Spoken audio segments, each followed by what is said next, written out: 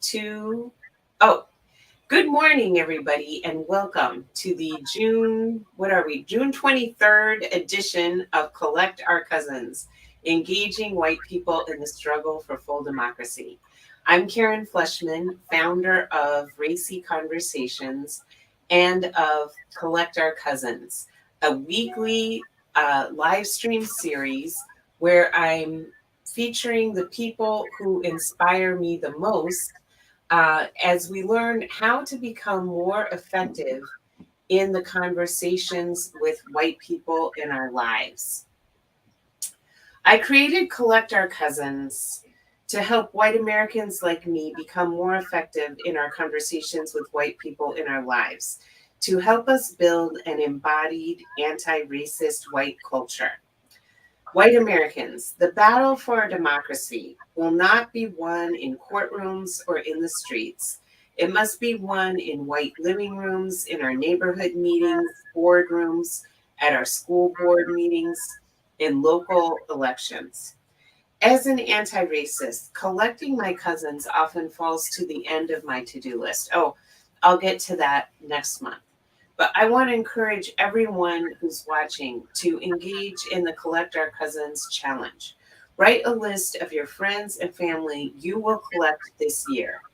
There are 21 million Americans, largely white, who believe that Donald Trump is the legitimate president and political violence may be necessary to restore him. We are frontline in changing the tide of our country, in preserving our democracy. And we can do that by reaching out to those we have relationships with and engaging in conversation.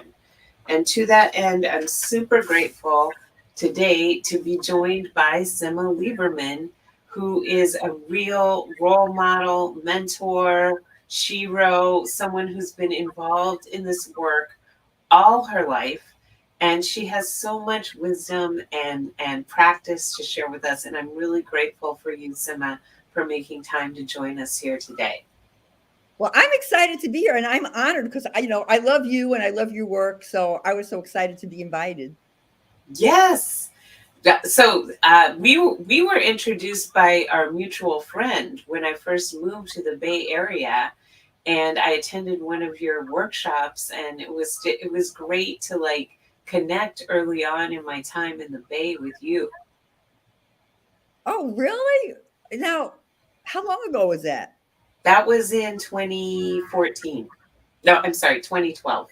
2012. What workshop was it? Do you God, I remember? can't remember what it was in downtown San Francisco, and it was about like breaking cultural barriers or something like that. Oh, that's so great. Yeah, that's right. That's right. That's when we met. Yeah, and were you working at Year Up at the time? Yes, Okay. I was working as a consultant for various nonprofit organizations, including Year Up. But it was, yeah, very early on in my time in the Bay. I would love to hear about your life story, Simma, because I think it's so fascinating how you grew up and how you became involved in social change and, yeah, how it led to what you're doing today. Well, I grew up in the Bronx in New York near the Yankee Stadium for those people who are from New York or know New York. And I started, I grew up, my neighborhood was mostly Jewish at first, and then there were some Irish and Italian Catholic people. But it was for me, it was shortly after the Holocaust. So we had people in our block, in our street, in our neighborhood, who had numbers on their arms, like they had been in the concentration camps. So we learned early on about hate, and we learned about the Nazis. And I remember when I was around 8 years old, I was in synagogue with my father. It was like the holiest day of the year in the Jewish calendar on Yom Kippur. And we were in a little tiny little synagogue. That's where we go to pray on Yom Kippur, where we fast and we pray. And what I remember is all of a sudden our synagogue got attacked by these young white kids screaming and yelling, calling us names, calling us kike and sheeny and all these, horrible names for Jewish people. And they were throwing stuff at us. And I was completely freaked out. And for me, I was scared. And at the same time, even though I was really young, I had to ask myself, why do they hate us so much? How could they don't even, I couldn't understand how they could hate us so much, but they didn't even know us. They knew nothing about us. And so when I was at that age, I decided that I wanted to get to know people who were different than me so that they wouldn't be afraid of me or hate me, and I wouldn't be afraid of them. And I also felt for some reason at that age, because like in our neighborhood, we had, because of the Holocaust and because it was like an immigrant community, there was like a mindset that you're only safe amongst your own people. Mm. And that's where you were safe. But after that attack, I didn't really feel safe. And for some reason in my head, I got it that the only way that I was going to feel safe was to be around other people who other people had hated. Mm. And that's when I became interested in civil rights, and I started getting to know people like who weren't Jewish. There was like just a couple of Black people at the time in my grade, and I became friends with them. And I went on my first picket line when I was about, I guess, almost maybe 9. Wow. People were. I was on 171st Street in the Bronx, if anybody knows the Bronx, and there was a Woolworths. If anybody remembers Woolworths, yeah, you can see how old I am.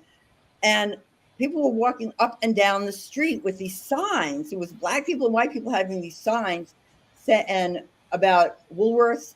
And I just remember the chant. They would chant. I'll never forget this because they were saying 1, 2, 3, 4. Don't go in here anymore. 2, 4, 6, 8. Southern Woolworths segregate. And I was with my friend and her mother, and we had all kinds of people in our building. I mean, like different experiences. And my friend's mother happened to have been a freedom rider, in the South. And they were from New York, but they had gone in the South to be freedom riders. And I said, what's happening? What are they doing? And she said, well, they're picketing, they're marching because in the South, Black people and white people can't sit at the lunch counters together. And I remember my first thought was, because I had made this friend in the 3rd grade, her name was Edith, she was Black. I remember thinking, oh, then Edith and I couldn't have lunch together. I said, let's march. So we started marching.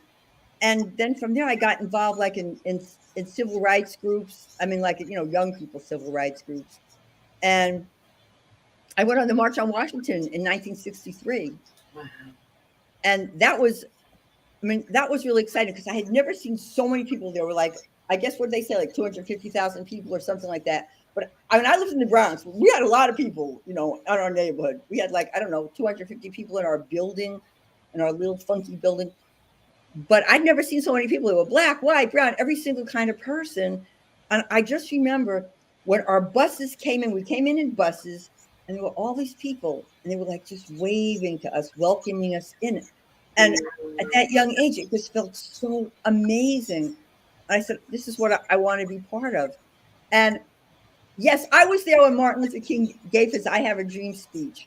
However, I was really young, and I would love to say, oh, yeah, I remember that speech. I kind of don't really remember it, but I got the vibe. You know what I mean? And so I was still involved, and then I continued to be involved in civil rights work. There's so much going on. Like we had, when I was in high school, I helped organize marches. We marched across the Brooklyn Bridge for community control of schools and to integrate schools.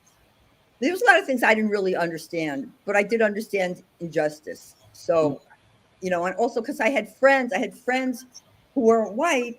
And so it was like a personal thing for me. And I also always felt that my safety was in being with other groups of people, because I felt that we were part of one thing, and that was the only way for me to feel safe. That was the only way for Jewish people to feel safe. I mean, I can't speak for other Jewish people.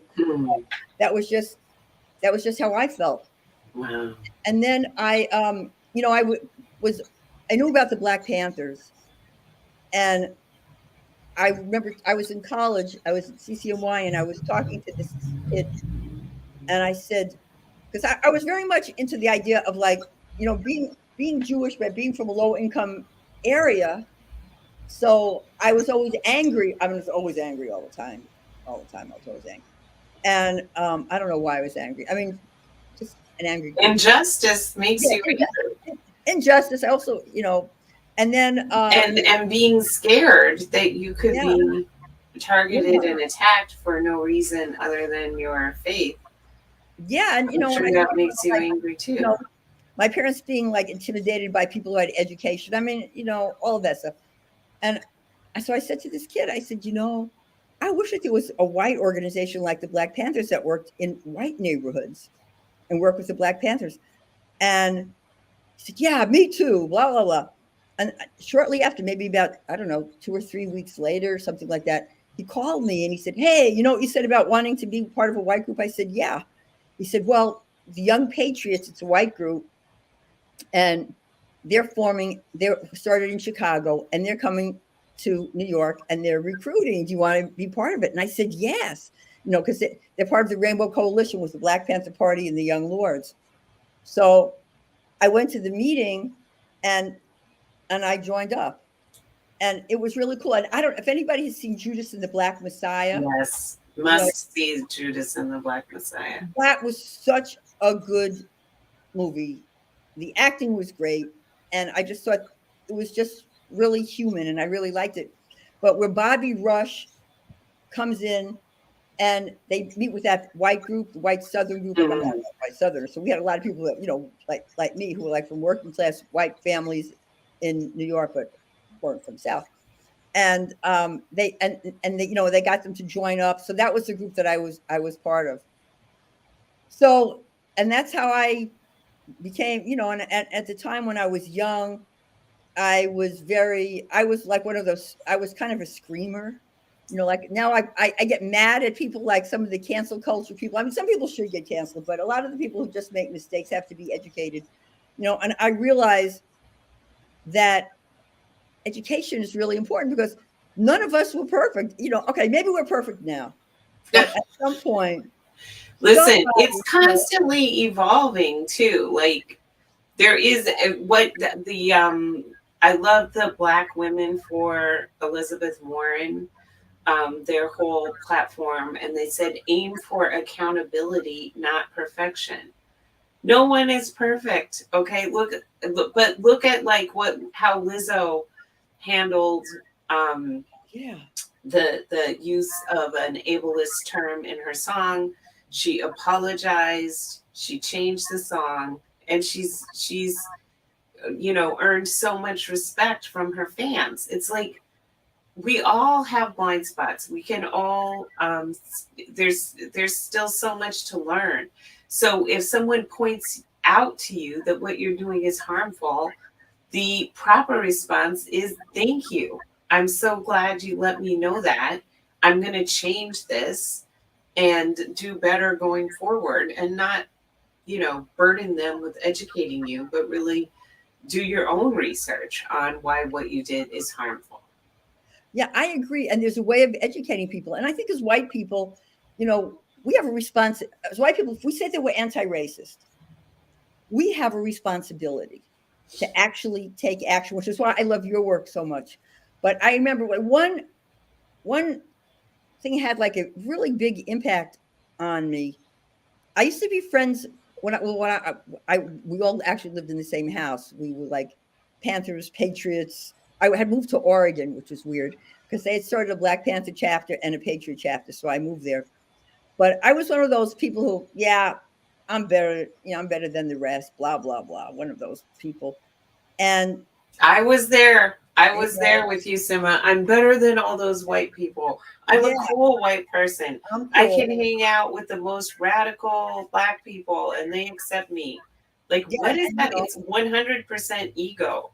oh yeah, and like, hey, I'm from the Bronx, man. I'm bad.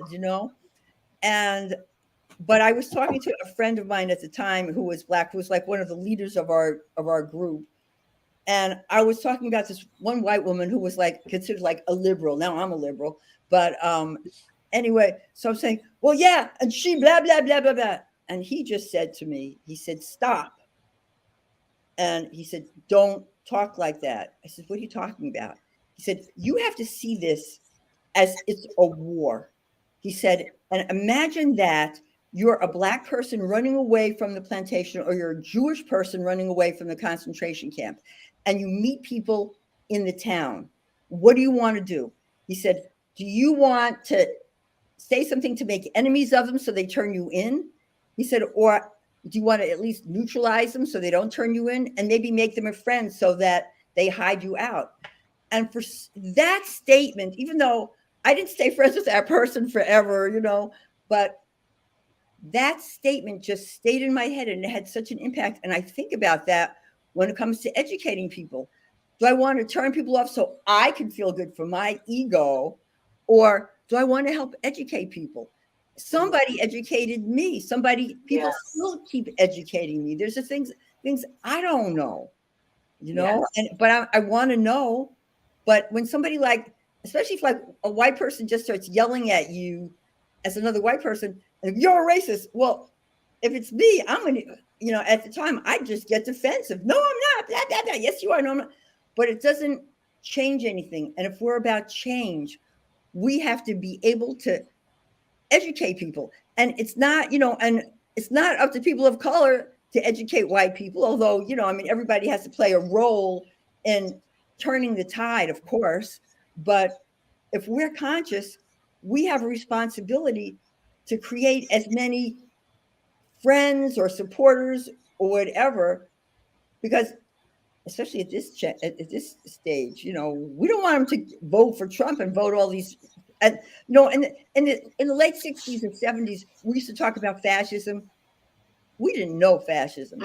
It's fascist. What's happening now is fascism. Going back to Jim Crow. I mean, don't let me go off. I know you have other things. No. I want to get into all of that. But what you just said is so powerful. And one of the ways of talking with white people that I appreciate the most is I learned from Beverly Daniel Tatum, the author of Why Are All the Black Kids Sitting Together in the Cafeteria? And she says, I used to think, then I learned, now I think. So instead of, you hear a white person say something racist, instead of saying, that's so racist, blah, blah, blah, you say, I used to feel that way too. And then I learned this, and now I don't believe that anymore. So you're like bringing them along with you. Another really effective technique taught by Dr. David Camp, who we've also had on this. We love him. Yes, love Dr. David Camp. Is what is it? Race. The race method. So the first, you hear a white person say something racist, first you like pause and think about how you're going to approach it. Then you say, hey, I just heard you say this, and I'm wondering what makes that true for you. And you listen to their story. And as they're sharing their story, you find some nugget in their story that you can relate to, and you share your story. And then similarly, then I realized this, and now I don't think that anymore, and bring it back to the person. So I think these are really good methods for building the movement, because I feel like when we just yell at white people, or make them feel ashamed, guilty, all of those things, they turn and go away. And they also tell all their friends, don't go near those people. They are mean. They are, you know what I mean? Like, it's not helping us to build the movement. Now, I also hear from a lot of people legitimate anger, and that we can't be coddling white people. So I think what you were pointing out, we all have a role to play. And I'm not trying to coddle white people, but I'm trying to bring as many of us into the fold as possible, because some people haven't had the benefit, like those early childhood experiences that you're describing are transformative, right? You can't unsee an experience like being in a synagogue and having it be attacked, or seeing a multiracial group of protesters in front of a Woolworths and realizing that they're protesting so that you and your friend can sit there, but not everybody has had childhood experiences like that. And so how can we engage them and bring them along? And to me, anti-racism is humanity. It is beloved community. It is rooted in love. Yeah. Yeah, I agree.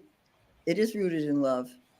I was just thinking about, when you think about times when you've talked to other white people who said something and you've really helped them change. Like if you just said, well, why do you think that? Well, what proof do you have? I mean, I just remember I was talking to actually a family member. Now, I didn't know that anybody in my family supported Trump, because the people I knew in my family, no one did, you know. But I was at this gathering and there was an aunt that I didn't really know that well. And we were talking and we were agreeing about a lot of different things. I said, oh, we agree about things. She said, well, there's things we don't agree on. And, we were both coming from like a working class type of perspective. But then in her mind, her salvation was kind of like with the Trumpsters. And then we were talking, and this is when they were doing a lot of work on trying to bring down the Civil War, the Confederate monuments and statues. And she said, well, I don't think that they should be trying to like destroy these statues and monuments. That's part of history. And I said to her, when I thought about it, because of course I don't like those monuments. I said, you're right. I said, we don't want to erase history because this is real. I said, but how would you feel being Jewish if you walked to school every day and you saw Goebbels statues, Hitler statues? How would you feel? She said, I would hate it. I said, well, it's the same thing especially when Black people see these statues. I said, but you're right. We don't want to erase history. We want people to know what happened. I said, so those pieces should be in a museum and where it talks about what happened. And she turned around, she said, oh man, I never thought about it. You're right. And as a Jewish person, if it's the same thing, she says, I would hate that. But because I had had a conversation with her, now the young me, when I was young, would have like, I'm not sitting here with you blah, blah, blah, blah, blah. But instead, I got her to see it differently. And we need all the people we can get. I mean, anybody who thinks that we don't need people, we do. People who think that, we don't need to vote, we do. Because that's how fascism gets voted in. That's how Jim Crow comes back. I mean, that's how people become institutionalized by law, second-class citizens. And so right now we do have voting power. When I was young, I never used to vote. I'm embarrassed to say I really It's okay. understand. No shame. The revolution. Why should I vote? Why should you participate? Yeah, Barbara Lee talks about the same thing. Barbara Lee was a Black Panther. She's like, I don't believe in voting. I believe in the revolution. Then she met Shirley Chisholm, and Shirley Chisholm was like, you must vote, and it changed her life. Yeah, and at first when some of this Black Panthers started running for office, I'm like, sellouts, blah blah blah. And then now I totally get why we have to have our people in there, especially at the local level. Yes. What does Stacey Abrams say? If you're not at the table, you're on the menu. That's true. And especially right now. So I was reading that white men make up 30% of the population and hold 62% of offices. I thought it would be even more. Right? And look at I want to talk about white women now. Our lives, all women's lives in this country are impossible.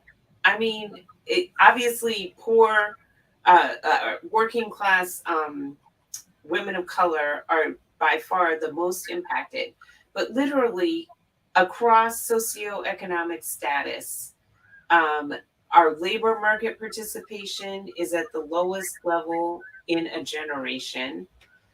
Um, we have high rates of domestic violence, sexual assault. We have the least political representation of any wealthy country. We have the lowest life expectancy. I'm talking about women in the United States, lowest life expectancy among all the Western wealthy countries, and our life expectancy is going down. We have a diaper shortage, childcare shortage, baby formula shortage, tampon shortage, a reproductive, like any day now, the Supreme Court is going to make their decision. And all these states have trigger laws to completely ban abortion. I read this New Yorker article that just tore my heart out about a working class Latinx family in Dallas, and the father had just saved enough money to move out of a rental and buy their first house, and had basically depleted his savings getting this mortgage when he realized his 14-year-old daughter was pregnant. And he had to take the last $1,500 that he had, drive the entire family to New Mexico to secure reproductive care for her, and then drive back. And like, he was wondering, am I going to be able to, make next month's mortgage payment because of the time he had to take off from work and all. I mean, it's just so what, like, let's talk about, and more white women voted for Trump in 2020 than voted for him in 2016. So let's talk about white women and what we can do to influence white women. What how can we talk to white women and get them to see the harm that this is causing all women, including ourselves? Well, I think that, because I mean, it's easy to feel powerless. It's easy to feel overwhelmed. But I think that, and what do they used to say? Each one teach one. And I don't know if they still say that, but anyway, but people used to say that. And I think that, I mean, I'm sure there's like much more organized answers, but I think if each of us, and there are a lot of us, there are a lot of white people who are anti-racist, I think if each of us takes responsibility for talking to at least one other white person who is not like on our side, so to speak, or who doesn't really know what's going on, I think that we can make a big difference. Because what I see a lot, what I saw in the last election, was like this one white person said to me, well, I don't really talk to people in the flyover states. I said, what's a flyover state? She said, like Nebraska or whatever. I don't know, states you fly over to go from the East Coast to the West Coast. And I thought that was kind of odd. Or people will say, oh yeah, Nebraska, it's a racist state. I said, there's no state that's racist. I mean, yeah, some states have like laws that are racist, but there was not, there's not one state where every single person in that state voted for Trump. Not one state. So I think it's up to us to not think, oh, I'm in the Bay Area, I'm so woke, blah, blah, blah. Sometimes I get so sick of the Bay Area, I'm going to tell you right now. But we have to talk to other people, to white people who are not like us. We have to look for like commonalities and talk to them. You know what? I have my podcast, Everyday Conversations on Race. It's a cross-race conversation on race. And this woman, I was on a podcast panel at a podcast conference. And this white woman, who I knew was like she seemed rather conservative. And we were on a panel about podcasting for a cause, blah, blah. So the next day she said to me, I listened to your podcast last night. And it was one podcast. It was with LaRon, and it was about talking to white people about racist training. And, it was a really great show. And I was wondering, I wonder what she's going to say about this. And she said, I really learned a lot from your podcast. Aww. LaRon is one of my closest friends. I love LaRon. So she said, yeah. She said, I never had a real conversation with a Black person before. And just hearing that conversation made me understand a lot of things. She said, I voted for Trump in the last election. But after listening to your podcast, I realized that a vote for Trump is a vote to take away people's rights, she said. And I really support human rights.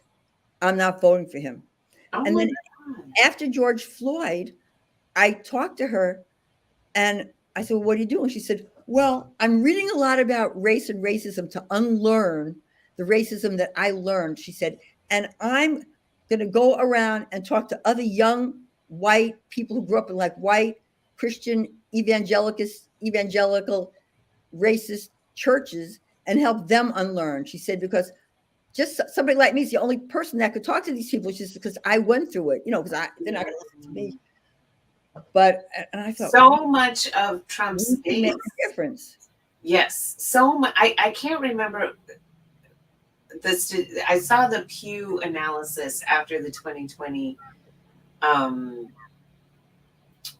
election, the electorate breakdown, and so much of the Trump electoral base is white evangelicals, a huge chunk. That is a very important group. If you have some foray into to work with, but I love that story, Simma. I totally love that story. Like, no, we can't just toss people aside. And I've been there. I've been in my coastal elite. Oh, I'm better than those people. I don't ever want to go back there. In part because I grew up in that. I grew up in a sundown town in Colorado and experienced trauma. And when I graduated, I was like, deuces, I am out. I don't ever want to come back here. I don't, I do go back. My parents don't live there anymore, so I don't have like an anchor to go back there. But I do think it's so important. And so I kind of walked away from that area. That area is now represented by Joe Neguse in Congress, which I'm so incredibly proud of. So the change can happen, and I do believe that change happens in these one-on-one conversations, just as you're talking about. I love this quote from Ann Braden about how, don't think of white Southerners as being fixed. She said everybody is in transition, and it is our responsibility as white people to get in there and talk with white people and bring them along with us, to bend the arc of the moral universe. And I'm like, yes, that's exactly right. Like, don't generalize. Yesterday I had a 3-hour conversation with a high school, someone I had not spoken with since we graduated from high school, where she was like, I really love what you're doing, but I know that your message would never work with the women in my neighborhood. Like, they would hear what you're saying and they would just immediately say, screw you, and turn away. So we kept peeling away at like, what does motivate these women? What would make these women listen? And what we landed on is, no one wants their child to become a young patriot or a Buffalo shooter or a Derek Chauvin. Young patriot in terms of like the killing patriots. Not a young patriot, a patriot. Yeah. What is it called? Patriot Front. Yeah, whatever they are. Yeah, the white racist, the white racist groups. Scary. No one wants their child to get sucked into that. So what can you do as a white parent to help your child make healthy choices and not get involved in all of that? And that, she said, is a way to bring them into this conversation based on something that is actually going to motivate them to want to listen to this. Yeah, and I think, what you said is important, because I think it's important that we don't act like elitist, and that's I don't act elitist. Like, I don't believe a custodian is less important than a CEO. Like, I don't. Why? I certainly don't believe that. Yeah. So why would I act elitist toward my own family members or my own, the community that I was raised in. I think it goes back to what we were talking about earlier. It's like when you first start to go into the anti-racism journey, I think there is this like, oh my God, I am terrible. White people are terrible. I'm going to try and get as far away Yeah. from white people as possible. And I'm going to point my finger and yell at them. Yeah, I was at that myself. stage for a good long chunk. But you got to move through, you got to grow up and grow out of that. Yeah. And I think for me, just, it's easier for me, I find, to talk to white people that are not just like kind of liberal types. It's easier for me to talk to like white working class people because I can relate, in a lot of ways. And I understand, and I'd rather talk to people who don't know than talk to people who are like kind of Berkeley people. Right. People who have read all the books and know all the right terms and donate to all the right causes, but who are involved in an all-white social circle. Exactly. Yeah. Oh, exactly. It's like that's another one of my peeves. I've been doing diversity, equity, inclusion work for like 30 years professionally, and what always gets me is like all of a sudden, I know I'm older than you, so I've seen it a little bit longer. These people all of a sudden, I'm a diversity guru, blah, blah, blah, blah, blah.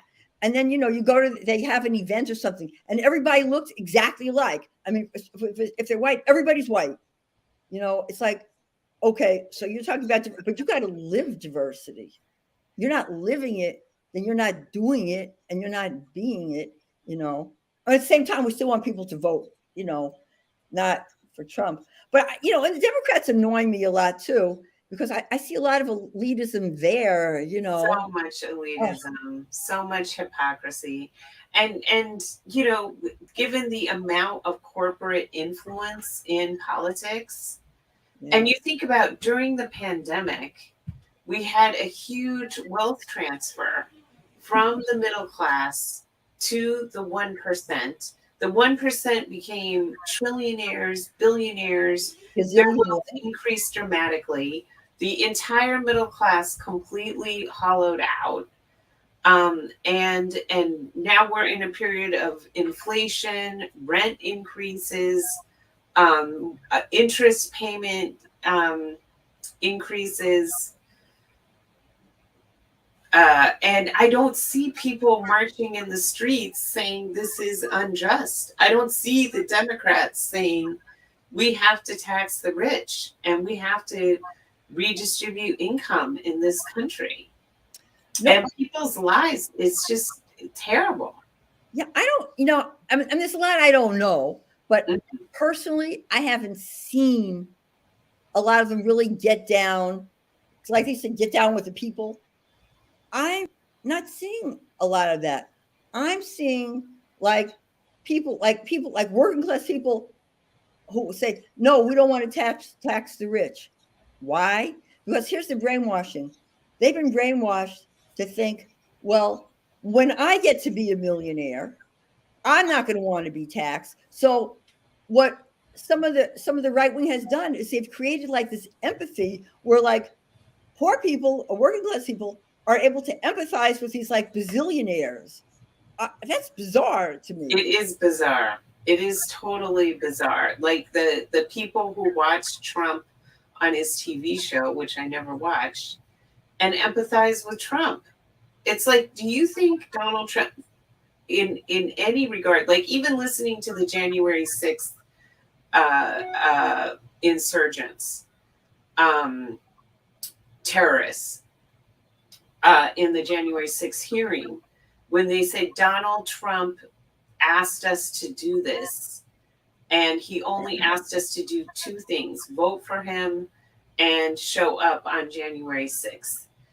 And then I remember hearing another one of them say, I was really surprised though that he didn't come with us. I thought he was coming with us. I'm like, do you think he for a moment would come with you? Like he has no like he does not have solidarity with anyone. Like he will discard you like a used tissue the moment you are not useful to him.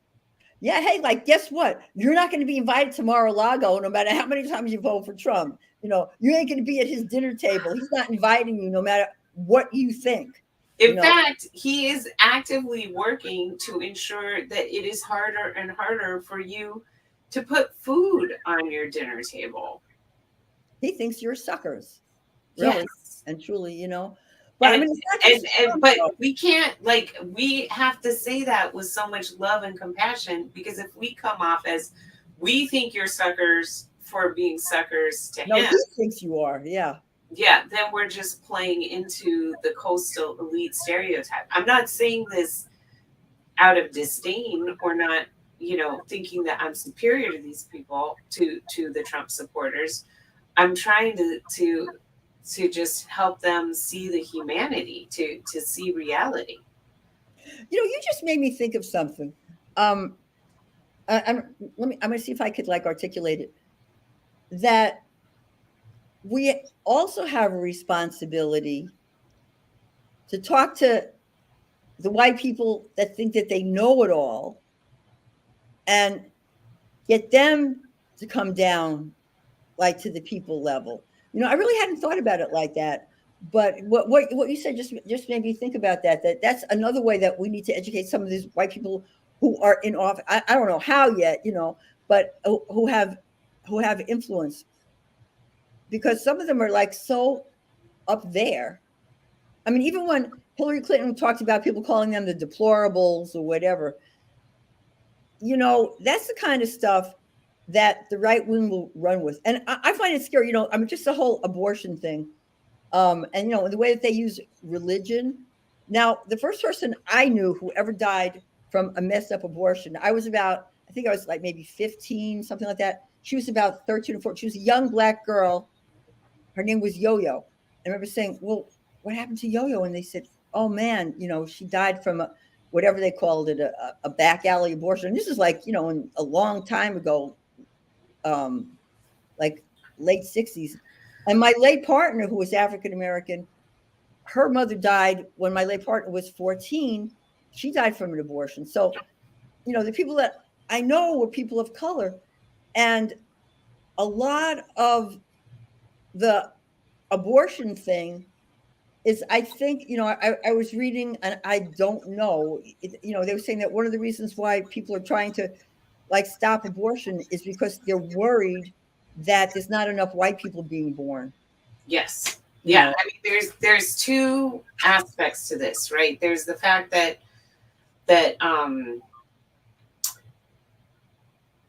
political operatives seized on the abortion issue when what they were really trying to do is to protect all white religious schools and schools that cropped up in the post racial desegregation of public schools.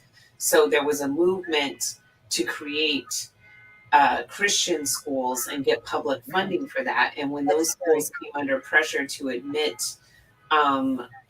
children, Black children, and children of color, that's when they seized on abortion as their key issue, because they're like, everybody loves babies, the unborn can seize on this issue, and that will be much more popular than saying, no, we want to maintain our all-white Christian schools.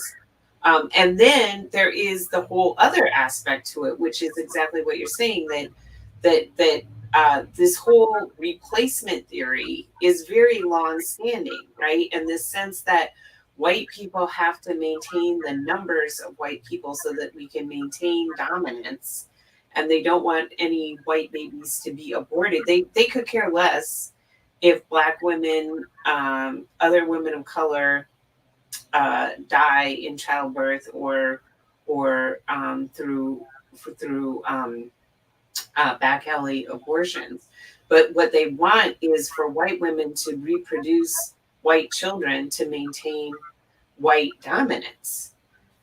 Yeah, it's scary. And also, it's anti-Semitic too. Oh, Because, yes. and the Jewish, in our culture, I mean, except for like a few like ultras, um, if the mother's life is in danger or the mother's health is in danger, you're obligated to have an abortion. Mm. And even though like you have very orthodox people who are like anti-abortion, you can still go and get like a dispensation from the rabbi. They'll say, you could have one because you only have one mother. So if something is going to happen to the mother, you only have one mother. And so, I mean, I'm on Jewish Twitter, Black Twitter, and Jewish Black Twitter, which is like always interesting to me. And especially like Jewish Twitter was like rabbis like said, up in arms about this. And then the other thing with the abortion thing is that if you're raped and you get pregnant, you could be 10 years old, 11 years old, you can't get an abortion. And if you're in one of those states where you could be sued, the rapist family could find out that you're planning on having an abortion or had one, and they could sue you. So, I mean, this is like insane. It's completely insane. And, and people of color are the ones that are going to get it the worst, because especially if you're low income, you're not going to be able to afford to go somewhere where you could have an abortion. Yeah. Or fight against it. Simma, I want to urge, tell people about your work. How can people get in touch with you and all of that? Okay. Well, two. One, I'm a consultant and a facilitator. I facilitate conversations amongst people who are different in any way, and I'm a consultant. And I consult and I work with leaders on how to become inclusive leaders in terms of mindset from the inside out in practice. So I'm a consultant in diversity, equity, and inclusion, essentially. But that it's been used so over and over again. But that is what I do. I've been doing it for over 30 years. I work with all kinds of organizations. And I have a podcast on race. All of a sudden, I'm getting an echo. I have a podcast on race, everyday conversations on race for everyday people. And it is a cross-race conversation on race. You can find it at www.raceconvo.com, www.raceconvo, like conversation.com. And I would urge you to listen. We have all different kinds of people on the show. It's always cross race, but people have real deep conversations. It's very personal, like it's real conversations. And the reason that I decided to do it was because I felt that, like, as a white person who's anti-racist and wanting to make a difference, I looked around to see who was having these kinds of shows. And most of the good shows were done by people of color, primarily Black people. And I decided, well, why should they have to have all that responsibility? And if I want to get to white people, because white people listen to other white people. I mean, people listen to people who are more like them, the affinity bias, that I had a responsibility to do the show, which I've been always wanting to do for years and years and years. And somebody gave me money, and somebody said, "Oh, I'm going to buy your equipment for you," which I said, "Oh my God, that means I have to do it. I don't know what the heck I'm doing, but I'm going to do it." And so that's why that's why I have my show. And that's actually my passion. And I mean, I'm not trying to like push my faith beliefs or anything like that on anybody, believe me. But for me, I feel like that's what God wants me to do. That's my God-given talent. People have different talents. So I can't even hang a picture. I've had friends who come over and help me hang pictures. I don't know how to do that. But I think my talent is I can get anybody to talk to me. Mm-hmm. So, I would love it if people listen to the show. And yes. People who reach me, they could email me, simma@simmalieberman.com. My website is simmalieberman.com. SIMMALIEBERMAN. And you can find me on social media.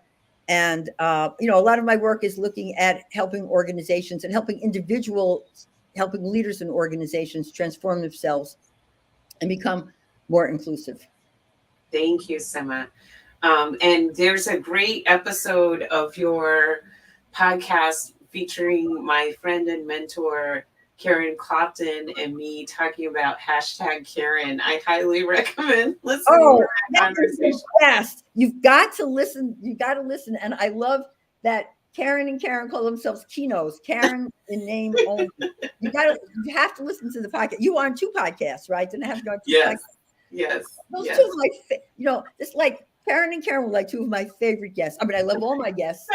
Thank you. I just loved having you on. It was a great conversation. In conclusion, if you could wave a magic wand and get white people to either start doing something or stop doing something, what would it be and why? Well, I would get them to start interacting with people who are different, interact with people of color, be curious, be vulnerable, and look at what you can do to make change. And like each one teach one, for you then to start talking to other people. And, and when I was young, like I said, I didn't really understand the whole voting thing, but now I do. And if voting wasn't such a big deal, why would they be trying to stop Black people and other people from voting? So voting is a weapon, particularly on the local level. And it's so important. And I'm sure there are people who are like I used to be, where you didn't get it. I get it now. It's really important. And stop making assumptions about what you think that people of color think. And stop generalizing based, like if it's like, some white kid goes and kills all these people, nobody goes, oh, look at all those white people. They don't even talk about domestic terrorism, which it is. But like if one Black person or one person of color does something, then it's all of them. So I would like them to stop thinking that way and start getting to know people who are different. Excellent. We have a comment here from Judith. She says, thank you for this important and informative conversation. I want to note that there are efforts to organize the working class and close the working gap. Bernie Sanders, AOC, and others are working in that world. Yes, and in fact, there was a huge march on Washington this past Saturday with the Poor People's Campaign, which united working class people across race and brought several, I think it was 100,000 of them to DC to protest together, and they're very involved in cross-racial working class organizing.